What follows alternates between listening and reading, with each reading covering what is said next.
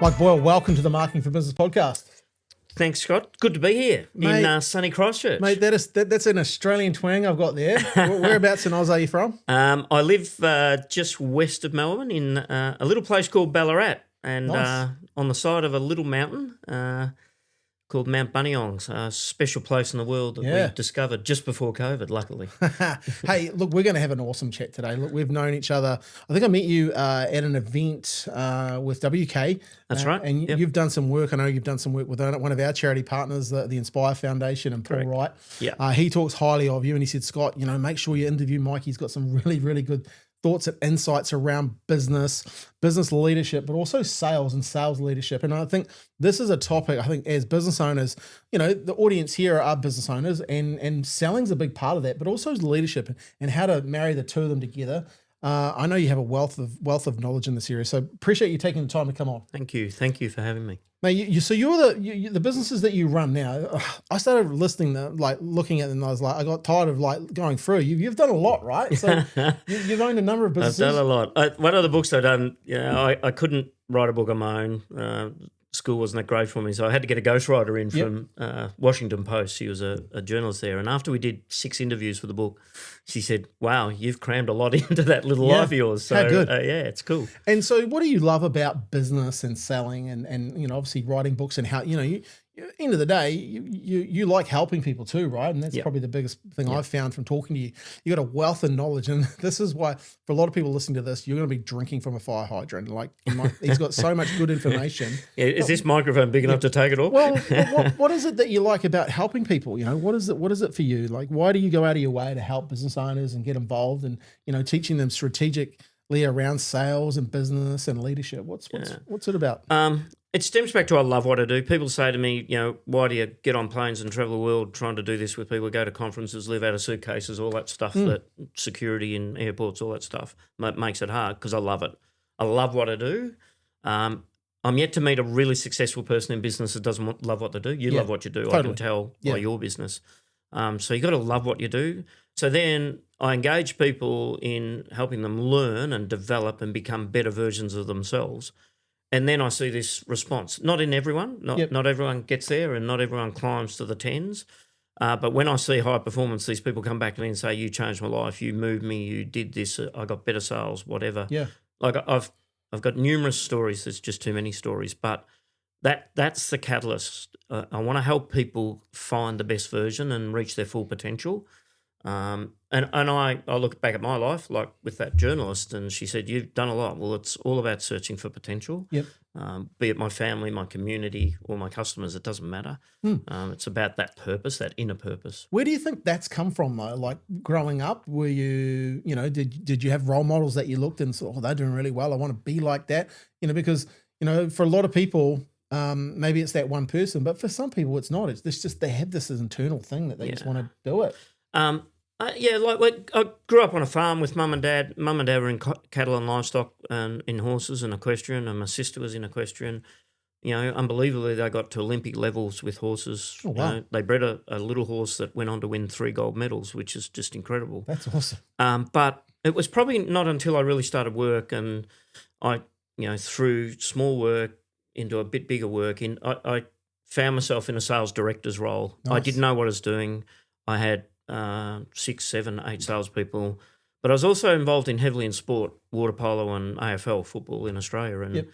And I just saw, well, if you want to get results, if you want to change things, performance has got to lift. Yep. So I sort of dabbled in it there and played with it, coaching amateur sport and my son's football team, and then water polo eventually. Allowed me to dabble in models and change and learning, and that's where this real zeal for learning came. Yeah. And I hit pretty good heights at Xerox. I wasn't the best salesperson there by many means. I was good to average, I would have thought. But I followed, and one of the things Xerox did incredibly well is they allowed you to role model and follow great salespeople. So I got to see what the best look like. There's a couple of just stars that I've written about. So I got that feeling then about what makes high performance. Yeah. What were some of the common traits that you started to notice? There's some really good basics there, like planning. Plan, and then execute, and then refine, reflect, and reset. So it's a bit of that continuous improvement, as we'd know from Toyota and sort of lean, but they just did it just faster and quicker. That mindset of learning. So you mentioned mindset. Yeah. This is where the whole mindset thing, blew me out of the water. And if you look at the work by Dr. Carol Dweck out of Mindset, the book, just get a hold of that, because no doubt back in those days it was all about the mindset and high performers. Yeah. They had a mindset. I reckon the really interesting one, and I do this with companies when I walk in, I go, how would you describe the sales culture? And they go, oh, it's quoting and activity and standard. Yeah. I go, can we just think about it winning? And they go, well, hang on. Winning means losing too. Yes, but that's okay. Losing's just a detour. But winning, when you say winning, let's have a winning culture in sales. And we go, well, what about how should we win? Should we win? Yeah. So when you put winning there Yeah. as the philosophy around your culture, your sales culture, suddenly the mindset backs up, because should we win? Why are we winning? Why aren't we winning? Yeah. Is this something we want to win? So suddenly you select the right customers versus the wrong customers, all that sort of stuff. Just a winning mindset takes over. I talk to people all the time, and I just came from a workshop where I was teaching this. I believe, you've got to design your marketing strategy to pick the tactics to produce the results you want. Yeah. The key in that is the results that you want. And I think this is what you've just talked about, right? Like, what does winning look like? How do you know you've won? What are the results that you actually want? Yeah. And then do you believe you can get those, right? Yeah. And that comes down to having that strength and mindset. I did like what you talked about, just the plan, execute, refine, reflect, and reset. That just even that. Let's unpack that a little bit, because the planning side of things, do you find people just gloss over that too quickly? I think they I think I heard Steve Vamos a couple of days ago talk about success is a lousy teacher. Yeah, true. So because true. we think we've had success when in actual fact, what's the process behind it? Winning allows you to then go, oh, okay, what is the process thinking here? Yeah. We know Michael Phelps just dedicated his whole life to process thinking. Yeah. It turned into a lot of gold medals for him. Totally. But when he stood on the blocks, he said to himself, well, I've done everything I can. If I get beaten by Scott here because he's a better swimmer, well, then so be it. Yeah. It doesn't matter, because I did everything I can. Yeah. So what they did what I think the best did at Xerox was looked at the process. What Xerox did as an organisation was so strong on your induction and your training and your development. So that gives you the best chance to be successful at quota and quickly. Yeah. And the worst dropped out, of course, of that process. But if they did everything they can around the process, then your willingness, mindset, philosophical belief to performance took over. Yeah. And the cream rises to the top. I like that. And so therefore the best just got going. Yeah. And the mediocre best followed in behind the best because they want to be the best. Yeah. And then down the bottom, the rest sort of choose themselves, and then the rest just drop out and do other things. And all of a sudden you have a high-performing culture, because high performers want to be around other high performers, and the people that are wanting to be there put in the work because they want to be, and the rest that don't self-select. So it's aspirational, and come back, I obviously involved in AFL and football and swimming and water polo and that sort of thing. We all had aspirational heroes that we follow. I guess where I went was a bit deeper and go, what I've become fascinated in, and there's a couple of areas we'll talk about today around sales, leadership, and expeditionary leadership especially, I've become absolutely fascinated about, because I want to understand what makes them tick. Yep. Yeah. What makes, Ernest Shackleton, a farmer from Ireland, think about the lives of his 27 crew and one stowaway, 630 odd days on the ice. Yeah. What makes that happen? Yeah. So that's the bit that really fascinates me. But where does it come from? Seeing these leaders and knowing about them and learning about them and understanding what makes them tick, mindset. I got a great saying that I'm pretty heaps of people say it, but I just love saying it. Success leaves clues, right? Yeah. And I actually just shared that. Like a lot of successful people, even growing up, my dad was a freezing worker, etc. And I didn't know a business owner. I didn't know any real business owners. And then I met one of Dad's mates who was a business owner. And like business owners got a bit of a bad rap, and sometimes they still do. And I know, Dad used to say things about business owners because he was a freezing worker. So when I met business owners, I had this preconceived mindset. Oh, business owners were greedy. Business owners, wanted this, they wanted that, and and then all of a sudden I met them, and I realized Dad was wrong. Yeah. And I had to change my whole beliefs and my whole mindset when I became just a like business sales. owner. Look at the sales, especially in Australia and New Zealand. Sales is treated as a dark art. Yeah. It's treated as dirty. Yes. Because most of, scientifically, and the research tells us our biggest purchases are of homes and cars. Cars. Yeah. Where, we could debate, and Yeah. this is going live, we'll debate whether they've got the greatest moral compass in that, but they're not the greatest teachers. No. When you go and look at real salespeople performing and the art and the profession and the craft they do it with, you suddenly realise, my goodness, there's more to this equation. Yeah. And the challenge is there's no university to prove it. So in our minds, we don't have the rigour or the curriculum to say, well, like engineering and marketing and medicine, that's a real career and that's something you should be proud of. So, I'm really proud of my sales career and the people I work with, because I think they're artisans in their own make. And honestly, when I look at my sales career, I'm proud of it too, because I came from, because I had to switch it, right? And I started switching it while I'm helping people. Yeah. And that was my biggest thing. I'm there to help people. And I came from a workshop, and I'm helping people, And I remember Brett McFall telling me at the World Internet Summit 2006. I came from the corporate world, was very dog eat dog. He says, Scott, just change your mindset. Give value in advance before anyone gives you any money. Yep. And you watch what happens. Just go and be helpful and useful to people. Yeah. And you watch the game change, and the game did change. Give something away. Yeah. Give something away every day, and it will come back twofold. Yeah. So I met a guy here in Christchurch yesterday because I just followed my nose after some meetings, and someone said, you got to go and meet this guy, Bill Nye at the Adventure Bookstore in Christchurch. Yep. My goodness. I walked in there and I thought I knew a bit about Shackleton. Well, he's got a set of skis from the Nimrod there. Oh, wow. And I went, are they skis? And he said, yeah. And we sat down and I gave him some stuff and he gave me some stuff and I bought some of his stuff. I bought a couple of books from him, including a really rare one. But you don't do that if you don't have the mindset to engage people, be curious, and give something away, value to others. One thing I teach business owners, and they laugh because I said, right, I'm going to give everyone a part-time job, and everyone's busy, they don't need another part-time role, but your part-time role now is I'm going to give you the confidence and to have some curiosity to be a part-time marketer.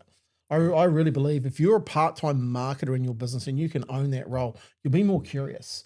And curious people ask different questions. They go to the bookstore. They go and talk to that person, They find out stuff. As simple as going and looking at why are your competitors running those types of ads. Absolutely. Go and read you did that. You did that with Kim Marshall from WK on one of these podcasts. Yeah.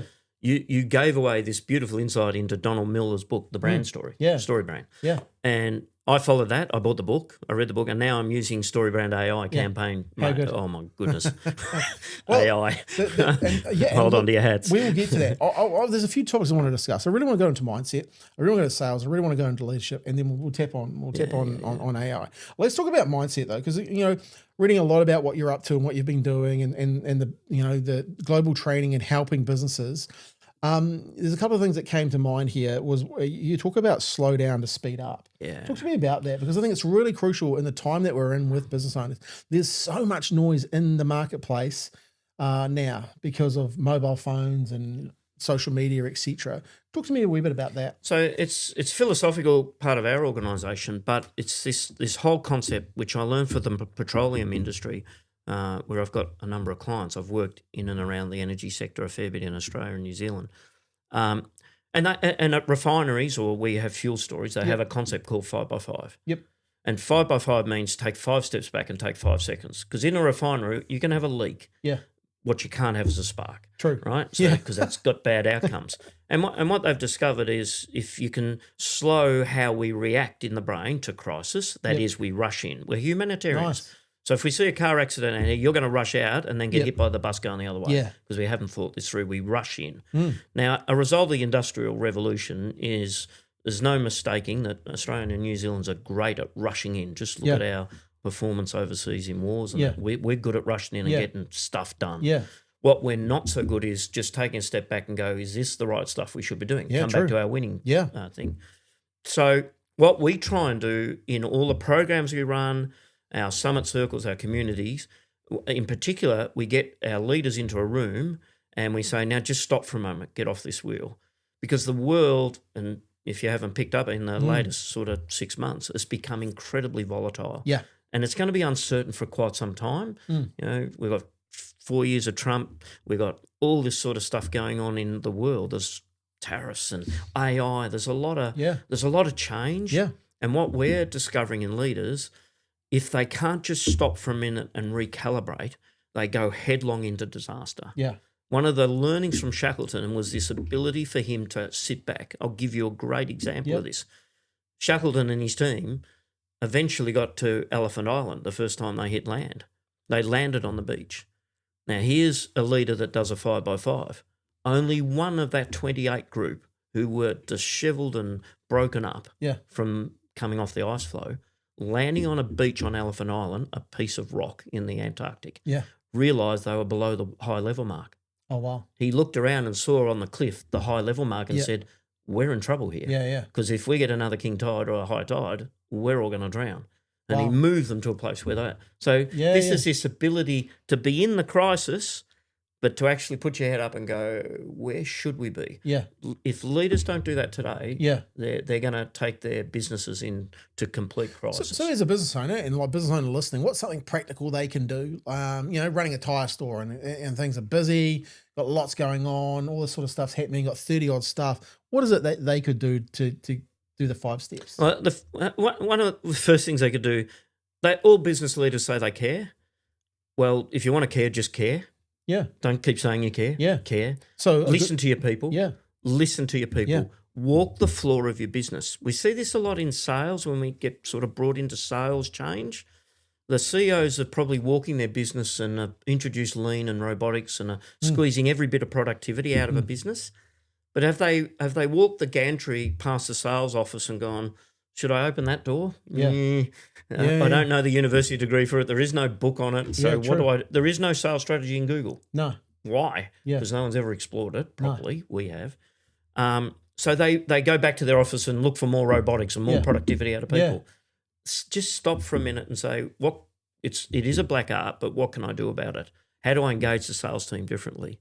And break down that barrier between production and sales, because they've been at war for hundreds of years. I like what you said there, just care, go and have some conversations. Just care, learn. I think the other thing is talk to your customers. I love it, this concept. Well, let's just internally focus on our value. Yeah. And let's say we do customer centricity, but actually never really talk to our customers. Yeah. Our perception of value is our perception based on our product, our machines, our tools, all that stuff. What's the customer's perception of value? Yeah. And we know customers are being sped up at the moment. They're being McDonaldized. Yeah. So they're moving really quickly. Well, it doesn't matter if you're building trucks or you're building aeroplanes or buckets of chips. It doesn't matter. They're moving you at speed, and you've got nothing to do with it. Yeah. It's just human. Yeah. Like kids are moving at speed. They got AI now. They're going to grow up with AI. It's interesting what you just said, though. Your customer's perception of value, what you think the value is versus what the customer. Yeah. I learned this real early on. I was selling plastic toothpicks, and I won't bore you with all the detail, but I realized real quickly, and I had a pretty horrific marketing lesson taught to me in a space of about 30 minutes, that people buy what they want, not what you think they need. Correct. And so many people are out there thinking that the customers, this is the value that they want, but if you actually ask the customer, the value is way over here. That's actually what they want. We talk about gold. If gold laid around on the surface, well, we just pick it up, put it in a bucket, and take it to the exchange and get our cash. Yeah. I live in Ballarat, which at one stage was the richest piece of turf in the world back in the 1800s because of the gold rush. Now, if it all laid around, they wouldn't have had to dig a lot of holes in the ground to find it and put a lot of slag heaps up to actually get it out and distill it. So true. You also have a concept around learning over training. Talk to me a little bit about that, because I think that's really, really important for, especially when you've got a number of staff in your team, and it's I guess a point of difference if you can understand this. Yeah, and maybe it's a result of my education. Like I mentioned, school wasn't a great place for me, and like a lot of boys, especially that have a creative mindset and are a little bit weird. Yep. We tend to not enjoy that process that is all about answers. Yeah. So I went through school trying to find the answers, and then of course we go through this jump from primary school to secondary school where it moves from failure. To no failure, you've got to pass everything. Yeah, you've got to pass. Which is really crazy when you think about it, because the first part of my life was all about failure, mucking up and learning quickly. Yeah. And we stopped that in kids. Yeah, which is sad. And then if you go to university and that sort of stuff, you get lectured at, so more answers, and you must pass. Your score is everything, blah, blah, blah. But so then I guess that's where it came from. But then I stumbled on and started to listen to a guy called David Marquette. And if you've listened to the Marquette story, Turn the Ship Around, he was a nuclear-powered captain, a nuclear-powered submarine captain who got in a ship with all these people and dived under the water and disappeared for 9 months. Now, you think about it. If he wants to train someone in the torpedo room, they can't stop the ship, come up, go back to San Diego, get into a lecture hall and do training. Yeah. He actually came up with a concept of called learning. And he uses this phrase, learning is done by us, training is done to us. Nice. So all our programs are about learning. Yeah. What is in the human mindset Yep. that can reach full potential? What's the gap to that full potential? And then how do we create this learning environment to create that? Now, if you think about it, when you drove a car for the first time, what do they put on you? A yellow L plate, yeah? Totally. They stick it on. Why? Why do they put an L plate on To you? let other people know. That you're doing what? Learning. Yeah, and that you're probably going to stall the car and crash it and do all sorts of dumb shit. Give them a wide berth. Give us a wide berth. What don't we do with our people when we train them? We give them all this structure, all this tightness, and you must perform this way. True. We don't give them the breadth to fail, because fail is this engine room of learning and advancement. Yeah. And if you look at the advancement of AI is doing this like an explosion. It's nuclear, because it's going to because it's learning so quickly. Yeah. Totally. It's actually learning quicker than we can think. Yeah. Which is scary and exciting. Yeah. So we just use this concept. What is here to learn? What's the process we're going to learn from? So when we start a program or a sales development program, the first thing we say to everyone, what is your learning purpose for this program? Nice. Because then if they've got a learning goal rather than a sales goal, a business goal, everything they put in their buckets actually heads towards that learning person. And we can keep checking that along the way to make sure they're actually hitting it. Do people know, though, when they turn up and you start asking those sort of questions, you get a lot of blank stares? Like you have to prompt people? Like, why? Because they're hardwired. Yeah. See, as humans, we're So how do you hardwired cut to make through? sense of the world, aren't we? How do you cut through that? We use a model. We've got a really cool model called the integral model. And it's just a sort of a matrix. Imagine mindset, skill set, tool set, culture. On one side are what we call the mechanics and the dynamics. So dynamics is mindset and culture. Yep. On the other side is what we call the mechanics. Yeah. Tool set, skill set and tool set. Nice. Skill set and tool set you can see. Yeah. Tools, Excel spreadsheets, Totally. consoles you can see, right? The other side's more interesting. Do you love someone? Yes. Yeah, how much? With all my heart. Oh, come on. This is important, isn't it? Right? With everything. Come on. With everything, man. You're told, aren't we told in business, if you can't measure it, it's not important? Totally. Is love important Yeah, to got this a ring on my person? finger. Right. So you can say, I'm being flippant, but the problem is because we can't see this dynamic side, which is the EQ stuff, which is how we feel about sales. Yeah. We go always to the things we can, like skills. So we do lots of skills training and then wonder why we get no result. Yeah, totally. My business started out as watching and seeing sales training done poorly. And there's billions spent every year. And yet nearly half the world's salespeople are off quota at the moment, maybe more. I've been lucky enough to hang around a little bit with Gilbert Anoka, who was he was the mindset guy behind the All Blacks for 23 years. Yep. And I heard him recently say, and I've heard him say this a couple of times now, there's 3 quadrants: the mindset, skill set, and the structure. You can have the mindset, and if you're at an All Black level, you've generally got a good mindset. You've generally got the skill set, but if we don't give you the right structure, then failure happens under pressure. Correct. And he gave some great examples of that, and how to own that structure. Yeah. And I think that's what you're talking It's about. played above in all sport, and it's the same in Australia with AFL. The 70% of the game is played above the ears, above the shoulders. Sorry. Yeah. So when we look at an organisation, a program, when we scope, so when we initially come in and talk to them, we put them through these filters. What's going on with the mindset? So how do the salespeople feel? How do the leaders feel about leading?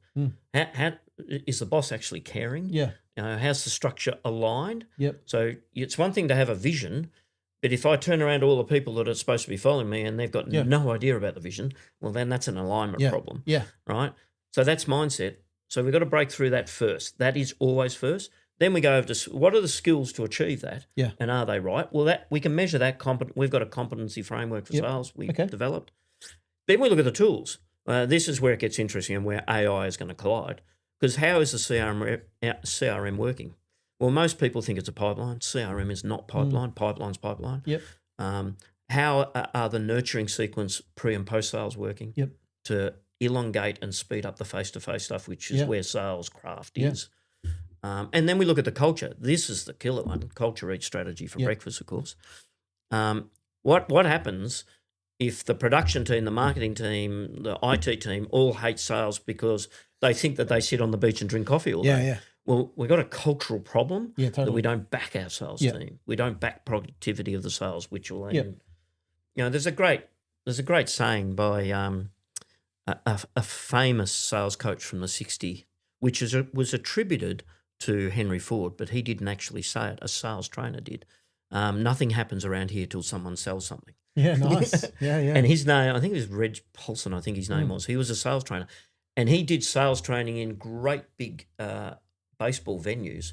And when you came home, they sent to your home a vinyl LP of the recording. Brilliant. Yeah.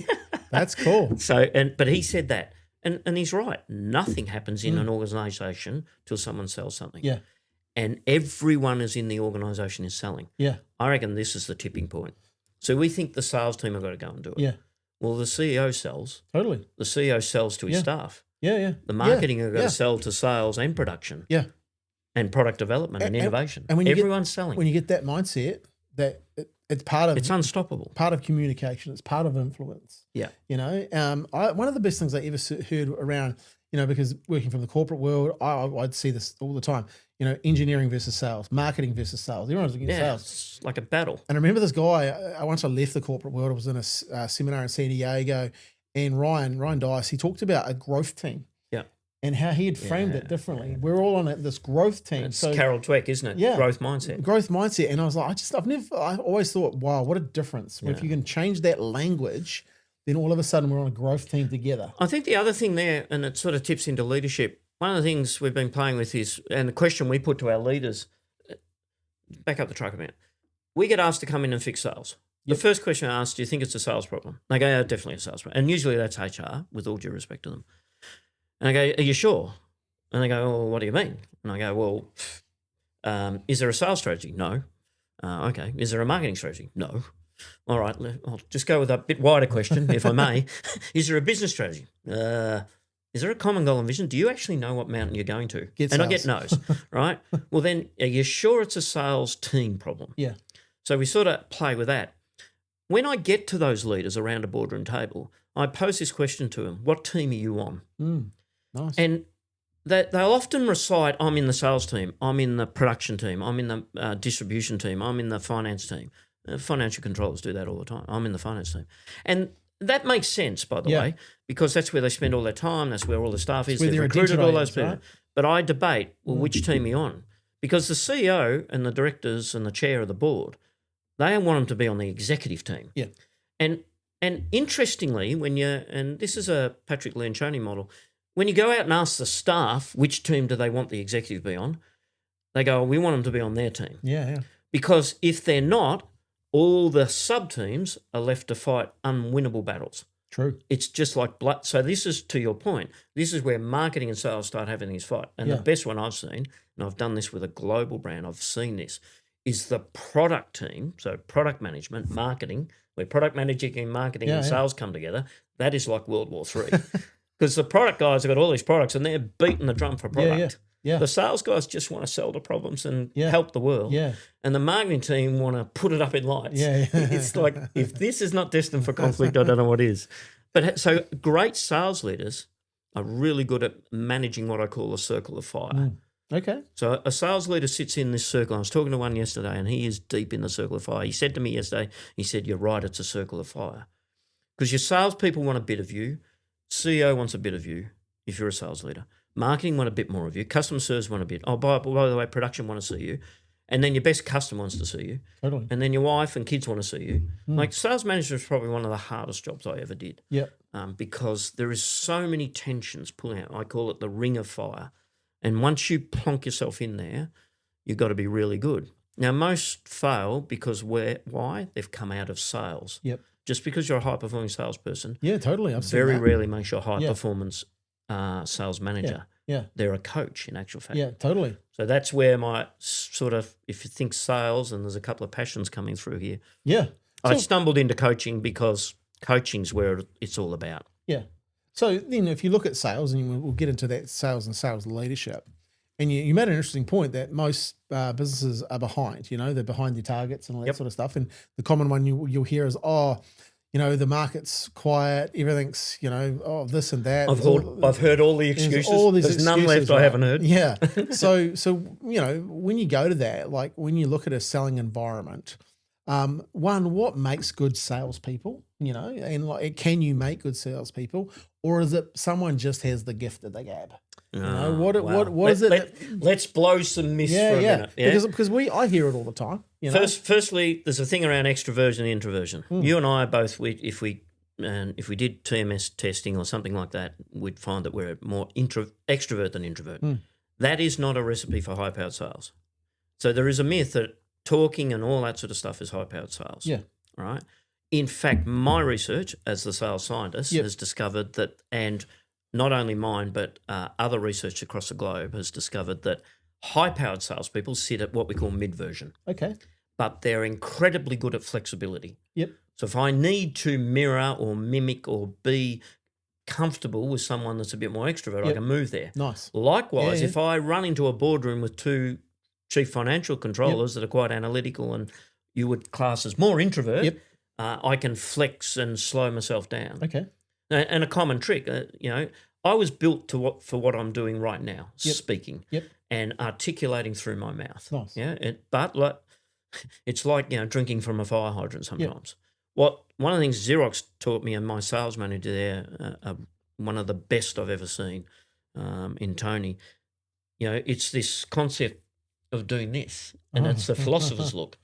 Because I've got to tell my brain to shut up and listen for a minute. I like that. Because I'm geared to publicly speak, present, keynote, facilitate.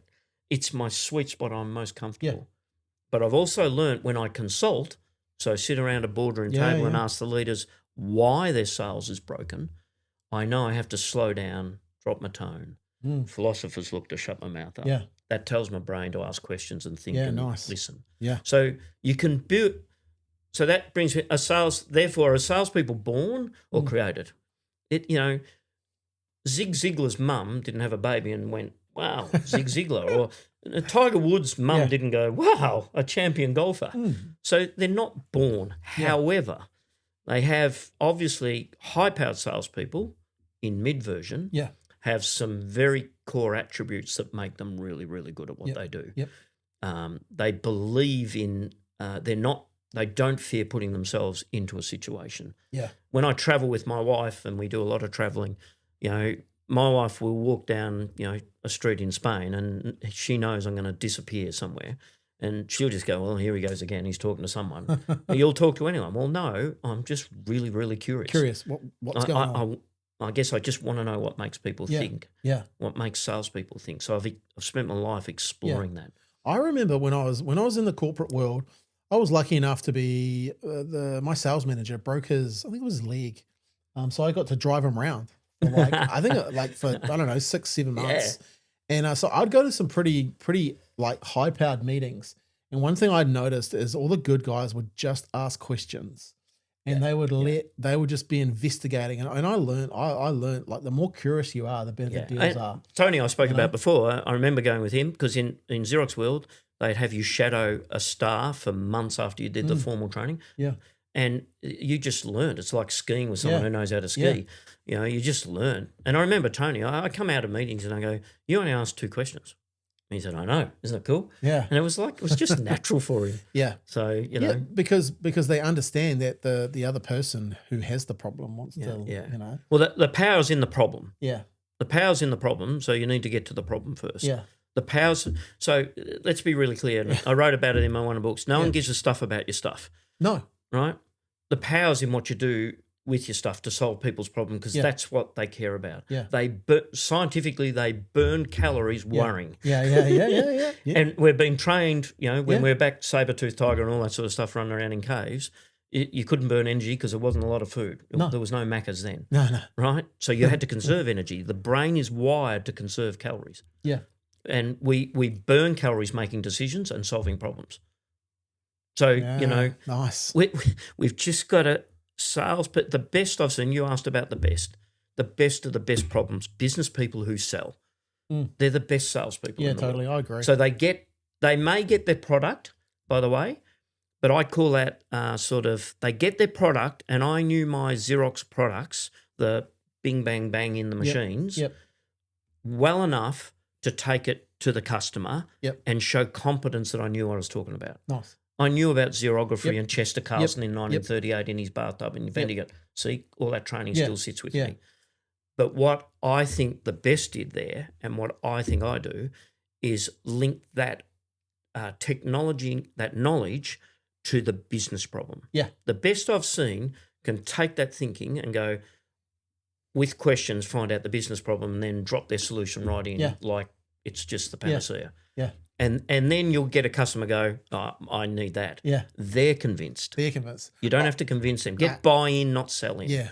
I learned that. I worked in retail, selling TVs, microwaves, and I remember a couple of guys who were just really good at it, you know. So I naturally just wanted to learn from them. And I always remember one guy had a calculator and he said, go buy one of these calculators. And I was like, why do I need that? He goes, because you'll show people how they can afford it. And I was like, okay.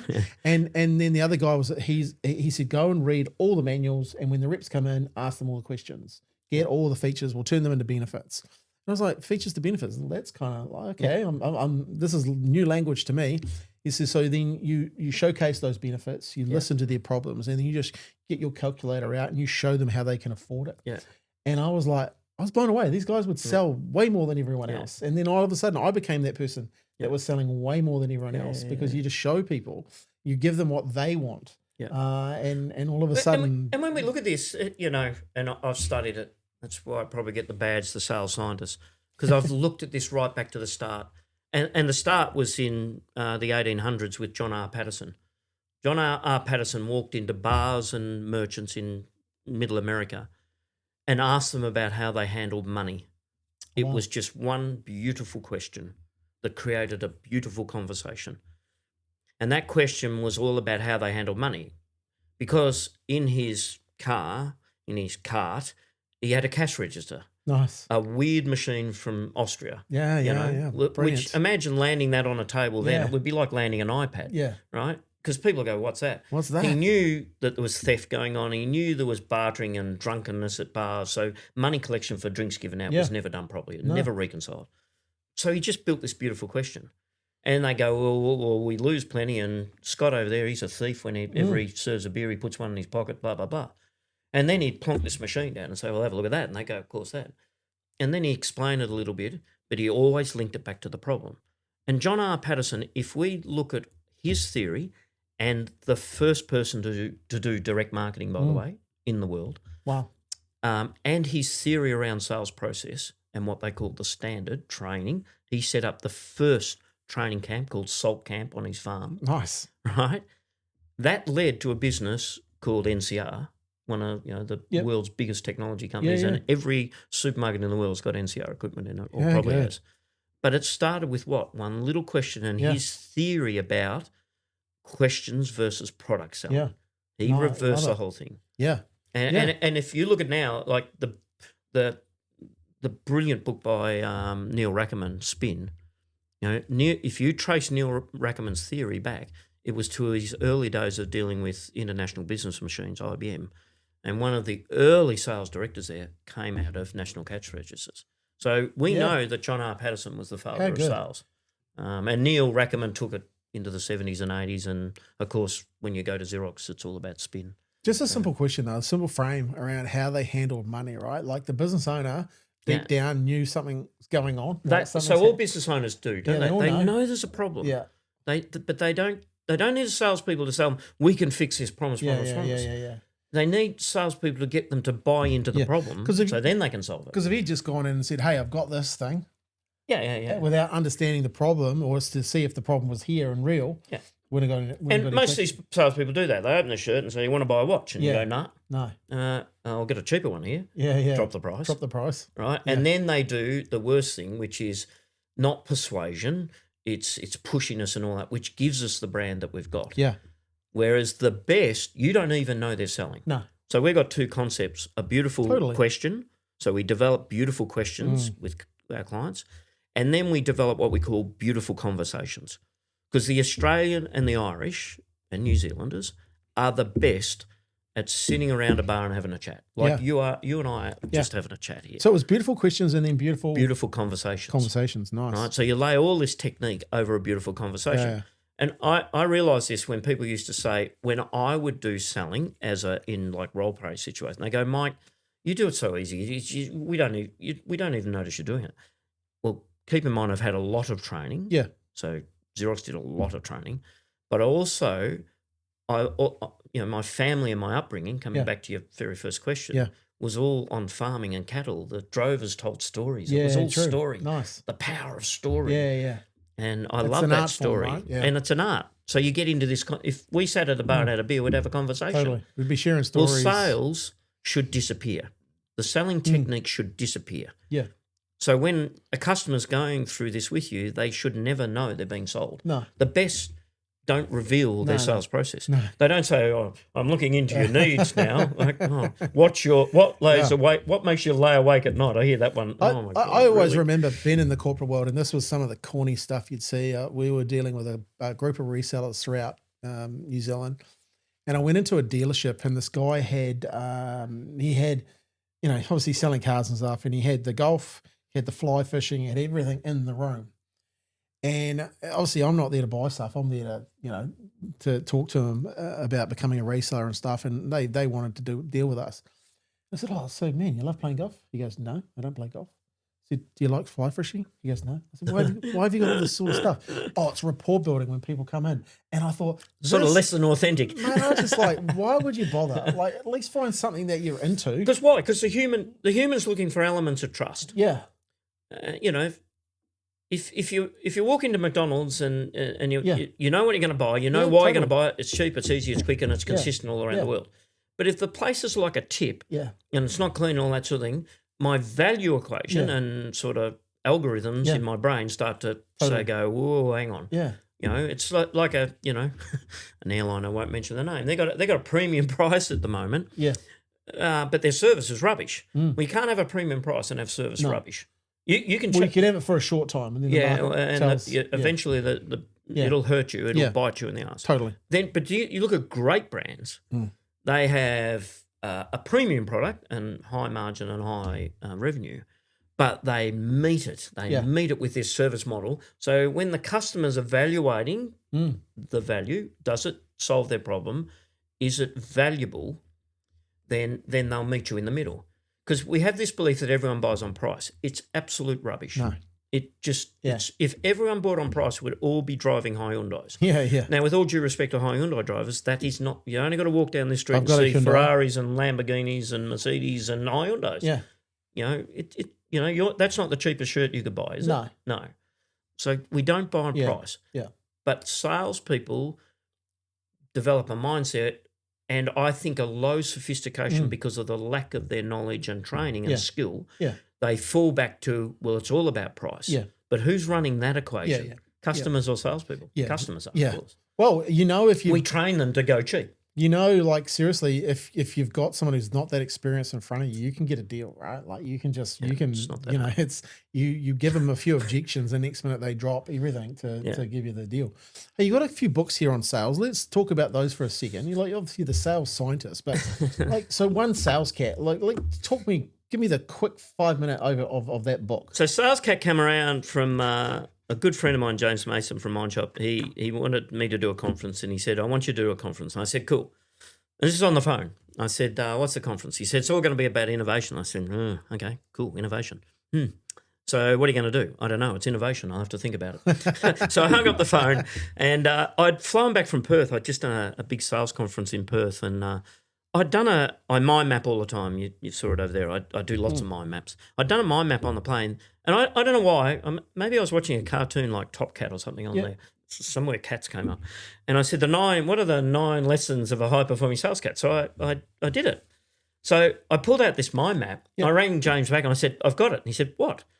I said, "I'm going to do the 9 lessons of the high-performing sales cat." And he went, "Right, what's that look like?" I said, "It's innovation. I haven't worked it out yet." But what I do know is on the day, which was 4 months later, May I think it was about May 18th or something. I'm going to launch my first book at that conference. Nice. Now, the night before, my printer, a good friend of mine, Trevor, he wheeled the boxes into the room. We made it by a minute. Brilliant. But I developed, now, if I'd have known how hard it is to produce a cartoon book, I would have written a scientific book. Yeah. How do you say a lot with little? And little pictures. And there's 9 lessons here, which are pretty cool, you know. Give me your favourite. I'll go to my favourite. My favourite is Purple Cow. So it's a Seth Godin one, you'd know. You need to become a problem solver, man. Customers are looking for answers to their problems, and you need to offer them valuable solutions. And it tells a story. Just stick, as I said before, become a business person who sells, and the rest will take care of itself. I now know one of the advantages is getting into advisory and consulting. Is when I left Xerox, I left a billion, world top 100 company with all this stuff to sell. My kit bag was like a B double prime mover. I started consulting the day I jumped off 509 St Kilda Road and started consulting. The most scary day of my life. Like you start your first business. Totally. And I remember going, wow. So with that scarcity, I created abundance. Nice. That abundance was, I am now going to be the dumbest person in the room. Now, for a long time, I'll reveal some of my underbelly here. You have sort of self-sabotage and imposter syndrome and all that sort of stuff. I didn't have a degree, but I was called a sales scientist. Me neither. It's just, it's hard. But I realised that day, I've just got to be the dumbest person. So if I walk into a business, I've just got to ask those killer questions. Where's your sales strategy? What's your sales manager learned how to do? Was he a high-performing salesperson? Yes. Why is he failing at this? Probably because he got it wrong. So just ask questions. And by asking those questions, I was able to develop the business I got today. Yeah, nice. So I learned that day to become that problem solver. Because the rest of it is elementary. And then over time, I've built models and science and books behind what we do based on the evidence we have, the sales science. So I'm comfortable now with that. I go to conferences, especially professional ones like engineers and doctors. And I say, put up your hands if you've got a degree. And they all put up their hands. Good, that's good. Because they're building our bridges and planes. And then I say, keep your hand up if during that degree you've got formal education in sales, marketing, leadership, teaming, and communication. All the hands go down. And I put mine up. I said, well, I've spent 30 years studying that. I don't have a degree on the wall with a big red dot and a signature from a dean on it.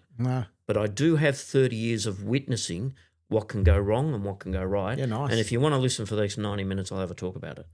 That sort of flip has really worked for me. I like it. And that led to the book. And we've never sold a copy of this. I'm the most unsuccessful published author in the world. But it's in its 6th reprint because we give it away. Hey, good. And on the back of it, we ask people to donate to School of St Jude's in Tanzania, which is just a beautiful story about education. So we'd like to give that one away. And I leave that, when I go through airports, I chuck this in I take 6 with me, 12 actually, 6 each way. And I put 6 in the Qantas Club. Nice. Well, Qantas say, this is your business club. So I make it my business. And I get some people. I like it. I get some people pick it up and they contact me and they say, I've just read your book in the Qantas Club. Can you come and have a chat to us? I like that. So that's a little stealth marketing strategy right there. Ambush marketing. Well, I pay a lot to be in Qantas, so I figure I should use it. So this was your first book. What was your next book? So my next book was quite interesting because one of the things I realised is I went from organics to process. So for years and years, I organically sell a bit like, gift of the gab, or I can talk. I hadn't worked out why I talk. And I'd overrun customers and piss a lot of them off and all that sort of stuff. But I didn't know all that because I didn't know the science. I hadn't studied it. And then you walk into Xerox and it's like you put through this whole revolution. It's like, it's just a university for thinking and because they want high performance. So don't get me wrong, it was incredibly high performance and high pressure. It was hard. But I survived there for long enough and made some really good friends and got some really good results. So I decided to write a book about how I moved from organic thinking. Sales is not an occupation, not a craft, not a skill that you can develop. It's just innate and, we're all knights of the road and all that crap. And I decided that I'd look at it quite more scientifically and see. And sure enough, there's a change. So this sales shift I'm really proud of. When we launched it, It was number one on Amazon for about 48 hours. And that doesn't seem, if we're looking at success, that doesn't look like a lot of success. Yeah. However, at the time, I was number one on for short business read on Amazon, Nice. and Jordan Belfer was number 3. And I think one of the dangers in people like Jordan is, I love his energy and all that, but I think it gives the best salespeople I've encountered are built on trust. Yeah. Their customers trust So he's them. the Wolf of Wall Street. Yeah, well, there's a lot of conjecture about who he is, but I'm not going to go to that. But so I was pretty proud of this book because it really. So who should read this book? Like, who's this book I'll give you a great example. I've got. I won't mention her name. She's a medical salesperson in Melbourne. I work with a global brand in medical supplies. Yep. And she sat through a course with me, and she was a bit of the goose in the room, and she sort of ignored the learning and didn't really take it up very well. And then about 18 months later, I was sitting down with her sales manager, and I said, let's call her Jackie for the sake of the argument. I said, what's going on with Jackie at the moment? Because she wasn't really attentive in the course. How's she going? She said, I know what's happened. She's number one. Nice. And I went, wow, all right. Can I interview her? So I did. I did a little interview, and I've got it on video, and I play it every now and again. And she said, look, when I first saw you, I thought you were a bit of an idiot, and first impression, and blah, blah, blah. And I didn't, and I just thought sales is about education. She was a critical care nurse. She just thought she could go into those critical care nurse areas where she knew stuff and sell stuff. And it didn't work. And then one day I was sort of, I was in bed on a Sunday, and I leaned over to my bedside table and saw the book that you'd given us. Thank you, blah, blah, blah. And I thought, maybe he's not an idiot. I'll read it. Wow. And she said that was the tipping point. I realised that you and I are pretty similar in that she was a bit of the goose in the room at school. I was like that a bit. Yep. And I thought that sales wasn't a process. You proved it was a process. Love and there it. is steps and there is skills and there is things you can develop to become high-powered. Yeah. And you change. And from what I've heard now, she's highly successful, How global good. leader. So that comes back to why do I do it? This is not a New York bestseller, but I'd love it to be. Yeah. But if I get one person like her say, this changed my life, then it's worth every cent. Totally. Worth every cent. And the cool thing is there, like obviously the framework inside it and the process works, right? So it's just applying it. That's what I do love about sales and marketing. You can apply the process, apply the frameworks, and get an outcome, right? And if you stay around long enough, you can get really good outcomes. Now, there's some weird stuff here you probably noticed because there's chooks on the cover. Yeah. And because my family are involved in equestrian, we used to go to horse shows all the time, with a horse truck. And I wasn't much into it. But I was into birds and pheasants and chooks and that. It fascinated. The colours and nature and that fascinated me. So I started breeding them. So then I started taking them with mum and dad to the shows. Start selling them? And I started selling them. now, if you know Richard Branson's story, he took little chickens and sold them as pullets and made a profit, and that's how he worked it out.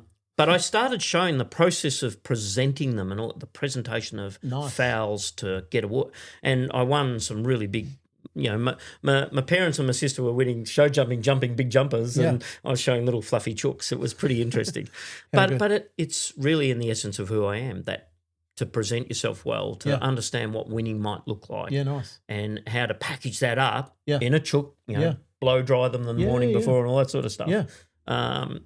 It's shaped. So I think for a lot of people, you said it before, history leaves clues, breadcrumbs. Use that to become your authentic self. Yeah, nice. I think one of the things I said to Lee the other day and the conference the other day I was speaking at, we have to drop our armour and reveal our underbelly. Yeah. See, we all live with a mask. Who am I? And what am I? And all that, because we're trying to live up to the standards out there. Yeah. And that's been okay until we're now in this really, really complex world with social media and all that sort of stuff. So the best leaders I'm seeing at the moment are these people that are prepared to take out the armour plating and care and just be a bit vulnerable, be the dumbest in the room. Yeah. Well, the interesting thing is people will actually pay you for your past. They'll pay you for your past failures and they'll pay you for your past successes. It's wisdom. Right? Yeah. And being prepared to share that. Lots of times we're taught, don't share that sort of, because that's vulnerable. But you actually want to be. You actually, this is a superpower today. Yeah. Especially in a leadership world. And I know this is one of the areas I really want to get to. Is around leadership. And I know you've written another book around leadership, and I think it's really, really important in the sales environment. And even as a business owner, you are a leader, selling your product. What do you say to the business owner listening that they want to grow more sales and they want to grow their sales leaders. Where do they need to start to get some results really moving in the right direction? I, I think it's that 5x5 again. Step back and blank canvas the real problem. Yep. So start with that. But then it's about what we see as the leadership capability. So, what is really leadership, and what does it take to be a high performing leader? Yeah. And this is something I've become really fascinated with. And especially, pressure is a privilege. I see a lot of sales managers, and I've been involved in, I guess, resetting sales managers and corporates because of low performance. And we often give a business card, and we'll put sales director on it and go, well, hey, another 50 grand for you, Scott, and your sales director. And that's like, and then you see the sales director go, well, so he puts the armor on and go, I'll behave like a boss. Yep. So I'll start doing that, guerrilla stuff and pounding on the desk and demanding stuff and becoming the boss. When in actual fact, it's totally wrong. Yeah. What they should be saying is, I've been given this unbelievable opportunity to lead a group of people. Yeah. I need them to understand how to follow me. I need them to understand what performance might look like. And I have to set them to a direction. Yeah. And that direction will involve me being a bit humble, a little bit sort of the dumbest person in the room. But at some stage, I've got to align that team to come with me. The number one failing I see in businesses and leaders at the moment is a thing called common goal and vision. The beautiful thing about working with a guy like Mark Ingalls from New Zealand, of course, the first dual amputee to stand on Everest, is if you don't know what that destination is, if you don't know what the top of Mount Cook looks like, or Mount Everest looks like, requires, then how do you tell a team what to pack? So if you've got a Sherpa team that's in sales and you've got a Sherpa team in manufacturing and in distribution, and they're experts at that, by the way, but they don't know what they're packing, selling, or doing finance for, how big, because what's the mountain at the back here at Christchurch? Mount Herbert. Right. How big's that? Not very big. Not very big. Compared to Everest, pretty big. Yeah. Right? Everest requires oxygen at some stage or you die, right? Yeah. Herbert probably doesn't. No. Yet I see teams don't know whether they're going to Herbert or Everest. Yeah. Now that makes a difference to one Sherpa team, doesn't it?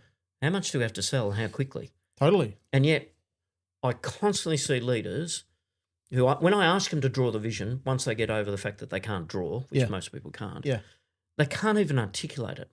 And when I do get them to draw it and get them to stand up and present it as a collaborative executive, guess what all the pictures look like? Yeah. Totally different. But I've seen this in action with the Mind Shop with WK and seeing Kim take the Inspire through and this. Kim's really good at it. And it was interesting because we're bringing a whole bunch of people together, and some of us had only been with the Inspire Foundation for a little bit. So the vision on what everyone else was seeing. And you think about Paul Wright from Inspire's got this beautiful vision for Inspire. That's why it's successful. Yeah. Well, what do you say to a business owner then? Like, how does a business owner, because every business owner listening to this probably is struggling with this, right? Where do you start? Like, where do you get that common goal and vision? Yeah. One of the best things I've seen is the All Black coach Scott Robinson at the moment. He talked about this last week when I was at a workshop with him. He puts a picture of a boat, a ship, and he talked about everything that needs to be on that ship, and that was the vision, right? Beautiful. But where do you start? So we'll start with picture. A picture tells 1,000 words, yeah? The human brain works in pictures first. The scientists say, 35 to 45,000 pictures a day. Yeah. My brain's building pictures now, and then it's coming through speech. Yeah. You're writing, so that's the same thing. Yeah. So start with a picture. Every great leader I've worked with and great business leader has this ability, and one in particular, probably the best I've ever worked with. He had this ability. Every quarter he would bring us into a room, all the leaders, and he would say, just before we kick off our tactical meeting for the 90-day performance, I just want to remind you where we're going. And he would draw it on butcher's paper. He could draw the vision. This is why we love the imagery, or what we call the meta-venture of Everest. Everest is this. If I say Everest to you, everyone draws a pointy thing with snow on the top and danger and Peter Hillary and all that sort of stuff, Mark Ingalls. So Base camp. stories are iconic. Yeah. So if you can get the story right through imagery, then people get it. The challenge then is to articulate what it means to climb that. What is 29,000 feet and 35 feet? What is the requirements of oxygen, the death zone, pulmonary edema, blah, blah, blah. They're the conditions, just like revenue, margin, activity, all those other things. So what we say is start with the picture first, dynamics. Yep. And then bring in the mechanics, the measurements, right? So let's say, and then of course you align that. I'm a law firm. Yep. Where do we go? Where do we start? Yeah, with a vision. With a vision. What do we want our law firm to be? Now, there's a trick here too. I think is really important. Is when we've seen a lot of success, start with the values. Nice. So, what are our values? Yeah. And power your vision through the values. Yeah. This has been something we've only woken up to quite recently. We'll always start with the vision picture. Yep. And we have some pre-thinking on that for CEOs to help them articulate. But what we've realised is if you get the values right, you've heard the saying culture eats strategy for breakfast. Well, it does. Yeah. So where does culture come from? Values and beliefs. Yep. So get them tight first, Yep. then push the vision out of that because it'll probably add up to the values. I don't know if you went into the office here, but we'll show you afterwards. Like our core values are on the wall, right? We started first. Ours are on our website. Yeah. We started first with our core values. And like, so be team focused, results, not reasons, courage over comfort. Fun. You know? Have fun. And living those, because out of that became the purpose of what, you know, to educate, influence and inspire growth together.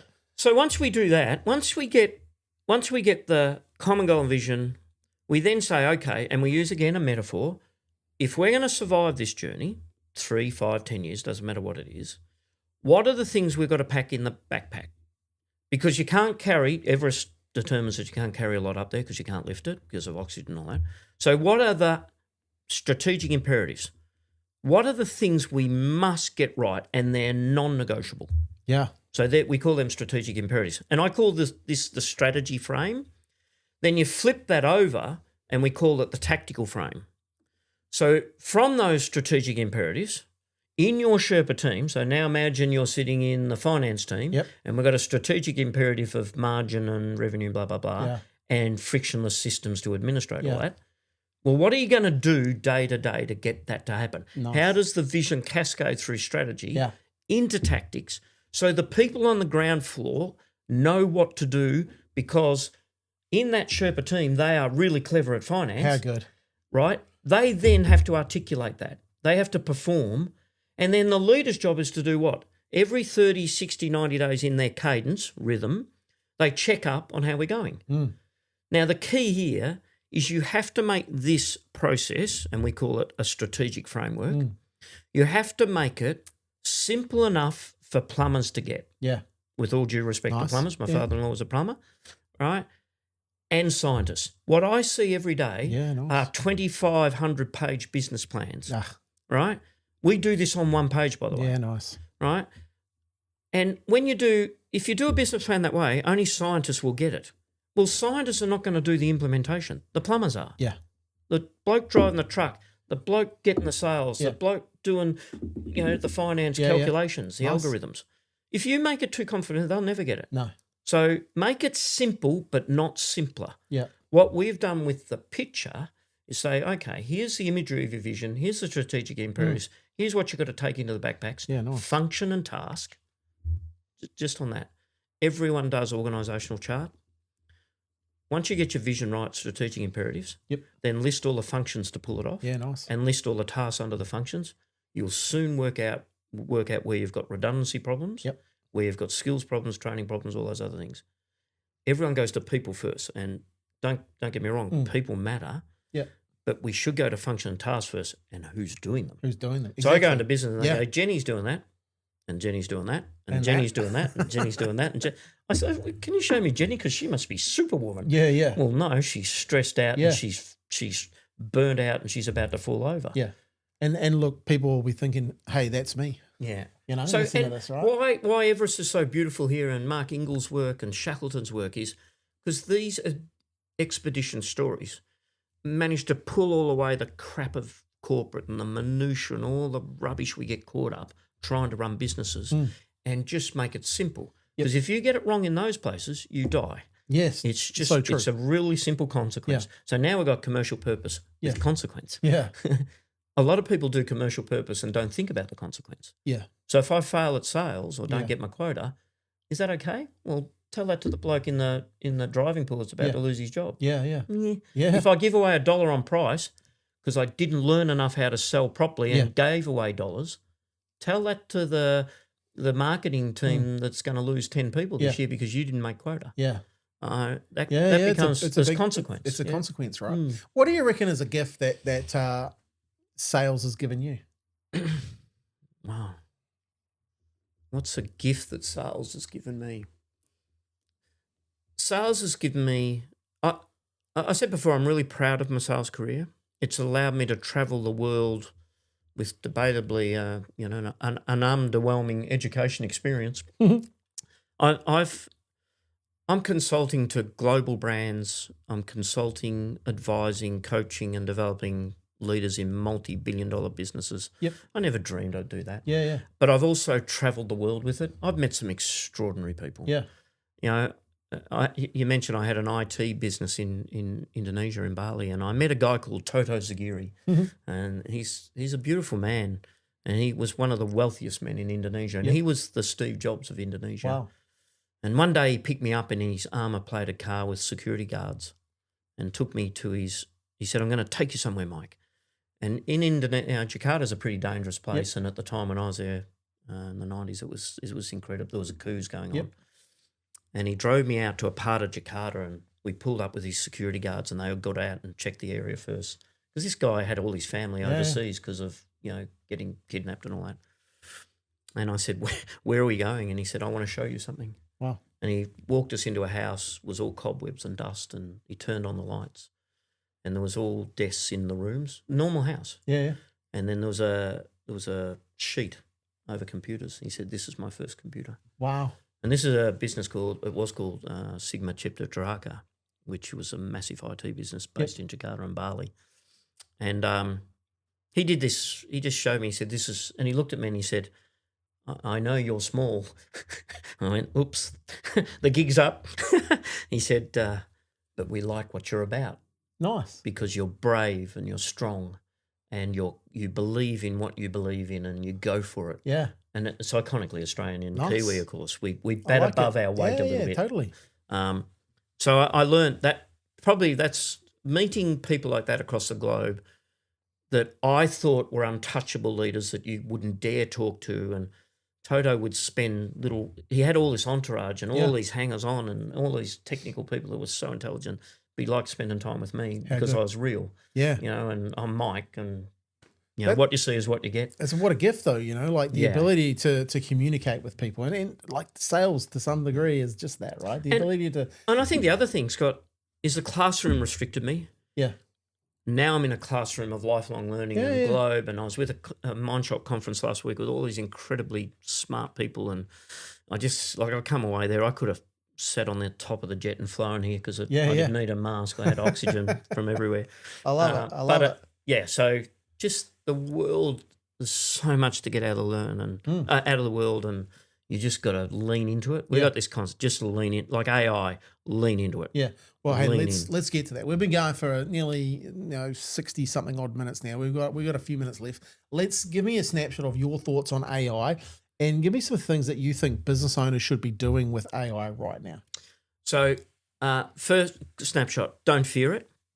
So, you and I, and I'm probably a little bit older than you, I've been through the internet revolution. I said to a young accountant last week that I was sort of talking to with two older accountants, we're too old, we're going to be too slow. Yep. We're gonna jump off this wave and sit on the beach and watch you have a crack at it. He's 25, 30-year-old accountant.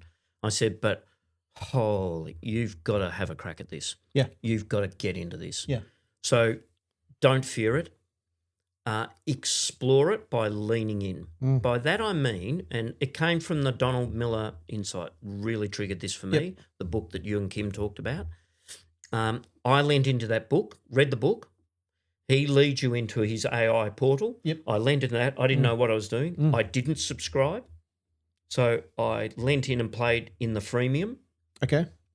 And then proved its value to me and subscribed. Nice. So I think there's a trap here. We've got a concept in Australia, lean in 90 days. Yep. If it doesn't work for you in 90 days, get out. Okay. Because there's two things about to happen. That company's about to go bust. Yep. Because this is how quickly this thing's moving. Yeah, yeah. If it is valuable, Google are about to buy it. Nice. Okay, Right? good. So just be very careful of that. The last thing I'd say is use it as a tool for productivity. Nice. So I've just done a campaign for a program. So help me design a program using Brand Story. Not a campaign for marketing, for a delivery program. It did the same job. It probably shaved 3 days of work off that. Nice. Now, what it's allowed me to do is do the same thing in 2 hours, but my creative ability now is amplified because I can bring it to it without doing all the grunch work. Yeah. Does that make sense? Yeah. So what I think a lot of people fear is it's going to take away my job. I think it's going to replace a lot of jobs, but you're going to get replaced by businesses using AI, Totally. not by AI. Yeah. And that is a big myth. Yeah, yeah. And I talk to businesses quite a lot about this because, we've been doing it for a number of years and we haven't been shy in sharing what we're up to. And I really believe AI, you can't give up your strategic thinking to AI, right? No. AI is your thought partner to your thought leadership. And I saw John Jian, who's a really smart business owner in Australia, talk the other day. He said AI is not coming for creators; it's coming with them and developing them, amplifying. Yeah, but if you let it come for you, if you don't get involved in this, it will come for you. And that's the. I think the sales space is. I'm penciling a book using AI at the moment called The Sales Robot. So, and I want to bring that to life later next year. It might be too late because it's going to happen really quick. But what sales I think is interesting. What's the sweet spot for salespeople? What we're doing right now, talking, conversation, face to face, right? What destroys their time? Yeah. Administration at both ends. Totally. Nurture sequence at both ends. Yeah. Admin, follow up, CRM, putting in data, following up, commissions, all the things they don't want to do. Crap that they don't want to do. Yeah. And if you look at them on style indicators, it is their weakness. Yeah. It's their Achilles. Yeah. What does AI bring? AI changes that whole Whole game. game. So if businesses are smart right now, they'd be leaning into the AI for sales administration. Sorry, back up. They'd be looking at all their sales team and saying, how much time do they spend on administration? Yeah. And I'll guarantee it's about 60 or 70%. Yeah, too much. Take that away Yeah. and you get more customer time, which will sell more, that'll create more revenue and margin. Face to And face. it's more profitable. Yeah. Much more profitable. Yeah. So if you're a salesperson and think you're going to be killed by AI, you're right. Yeah. If you don't take it up. No. Yep. If you stay as an order taker and travel the world and just hand out the window and get a suntan and just drive the highways and byways of sales, you're finished. Yeah. Order taking's finished. Yeah, and that's why you should get better at the conversation too, Absolutely. right? And really go into that. And then utilize and leverage and scale yourself with AI. Yeah. The cool thing is we've got a couple of custom GPTs here. One of them is a sales one that we've built. And it actually has a sales training part into it that we've built. So the team can interact with that and have conversations with the AI around selling. So we can put in scenarios that are happening real time and say, get feedback based on the people and the data that we've put into it. And I think that's the real opportunity too, as well. You've got, obviously, all these things that you can bring in to actually help you be a better salesperson. Right? Absolutely. Be a sales cat. Yeah. Like, this has been a fantastic conversation. I really appreciate you coming along. If people want to get a hold of you, what's the best way for people to engage with you? Just go to our website, www.strategyshift.com.au. Yeah. Everything's there. They can follow me on Instagram, LinkedIn, as Mike Boyle Strategy Shift. We post pretty regularly.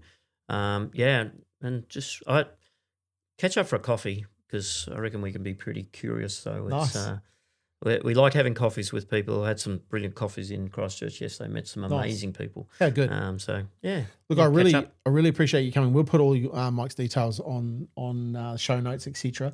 You do actually run a program here in Christchurch in New Zealand. What tell us a little bit about that? So we run in partnership with Mark Ingalls. We run business clubs around the eastern seaboard of Australia. So we've got one in Queensland, New South Wales, and Melbourne. Melbourne's been going for 20 years. It's a community run by the members for the members. I'm just the facilitator of it. And last year we started in Christchurch with Mark and I got together. It's a community of business people that's a safe place for them to come. One of the things we hear from business leaders all the time is, I'm so lonely at the top. I go to my accountant and they give me lots of good numbers and all that sort of stuff, but apart from that as a trusted advisor, where do they go? Yeah. So we've created this community of like-minded, diverse leaders that come together. There's only 25 in the group, so it's not a big group.